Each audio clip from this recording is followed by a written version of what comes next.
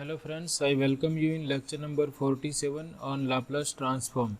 In this lecture we are going to discuss about second shifting theorem, which is also known as T-shifting.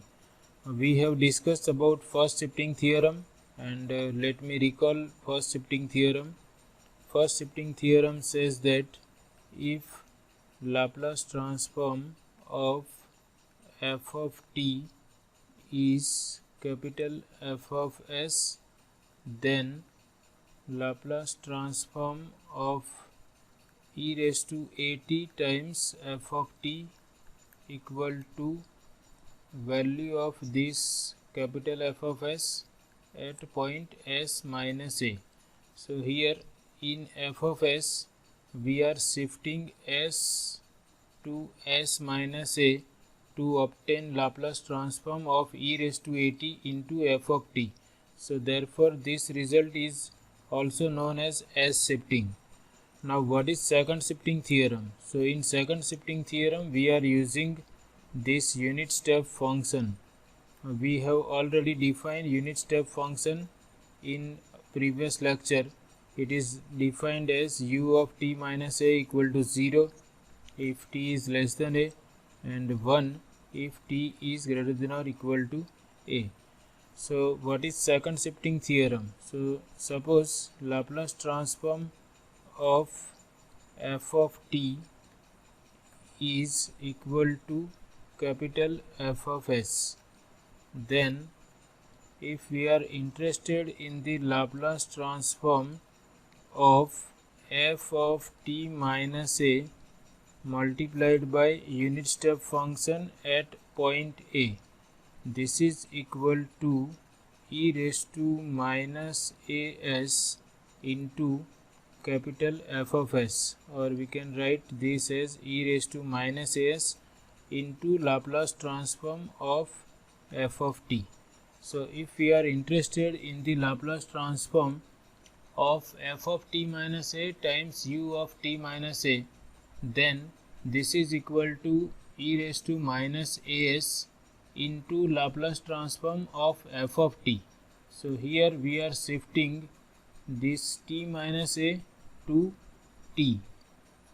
Here we are interested in the Laplace transform of f of t minus a times u of t minus a. So for that first we have to decide Laplace transform of f of t, and if Laplace transform of f of t can be obtained easily, then Laplace transform of f of t minus a into u of t minus a equal to e raised to minus as into Laplace transform of f of t. For example, if I am interested in this Laplace transform of square of t minus 2 into u of t minus 2. So if I compare with f of t minus a, u of t minus a, then here value of a is 2, and here if we compare this with f of t minus a, u of t minus a, then I have to decide what is my function small f. So here we can replace this t minus 2 by t. I replace t minus 2 by t in this function and I will obtain t square. So I will consider f of t equal to t square. If I consider f of t equal to t square, then only f of t minus 2 will be equal to square of t minus 2. So for this, by second shifting theorem, I will write this as e raised to minus as a equal to 2 into Laplace transform of t square.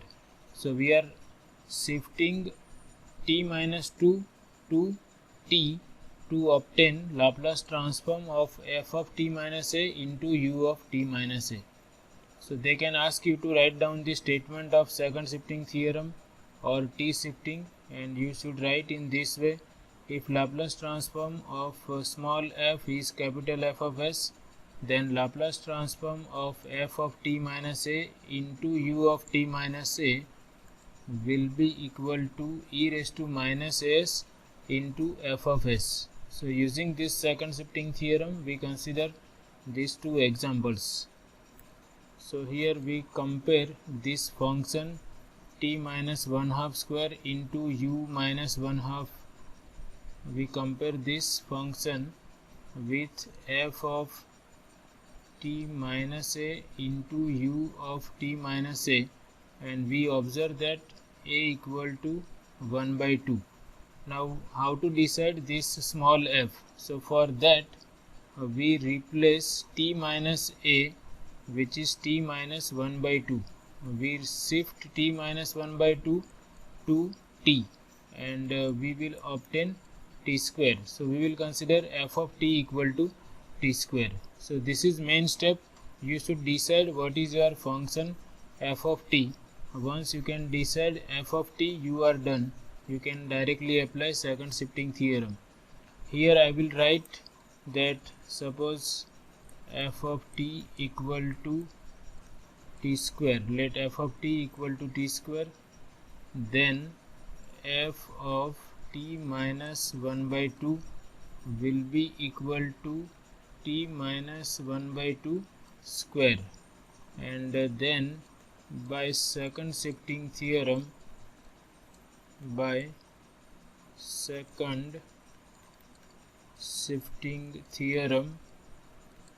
Laplace transform of f of t minus 1 by 2 u of t minus 1 by 2 equal to e raised to minus as. Value of a is 1 by 2, so we have minus 1 by 2 into s into Laplace transform of f of t, which is t square. So here now we only have to write down Laplace transform of t square, and we have ready-made formula for the Laplace transform of t square. It is equal to 2 factorial divided by s raised to 2 plus 1, that is 3, and 2 factorial is 2. So finally we obtain 2 divided by s cube e raised to minus s divided by 2. So here we have applied second shifting theorem, and we compare this with f of t minus a u of t minus a, so that we find that value of a is 1 by 2, and we have to consider f of t equal to t square. So here we replace t minus 1 by 2 by t, and we get the idea that we should consider f of t equal to t square. We consider another example. Here our function is 5 sin t minus 2 u of t minus 2. So if we compare with f of t minus a u of t minus a, we find that value of a is 2, and if we take f of t equal to sin t, then only f of t minus 2 will be equal to sin of t minus 2. So it is easy to decide which function we have to consider as f of t. So for this we take f of t equal to sin t. Let f of t equal to sin t, then f of t minus 2 will be equal to sin of t minus 2. And now we are interested in the Laplace transform of this function sin of t minus 2 into u of t minus 2 multiplied by 5. So now by second shifting theorem, Laplace transform of 5 times sin of t minus 2 times u of t minus 2, this is equal to, by the linearity property we can take 5 outside, and this I can rewrite as Laplace transform of f of t minus 2 u of t minus 2, because f of t minus 2 equal to sin of t minus 2, and this is equal to e raised to minus as, value of a is 2, into Laplace transform of f of t. and f of t is sin t. So this is equal to 5 times e raised to minus 2s Laplace transform of sin t, and it is equal to 1 divided by s square plus 1. This is 5 times e raised to minus 2s divided by s square plus 1. This is Laplace transform of 5 times sin of t minus 2 into u of t minus 2. So you can understand this. This is very easy method.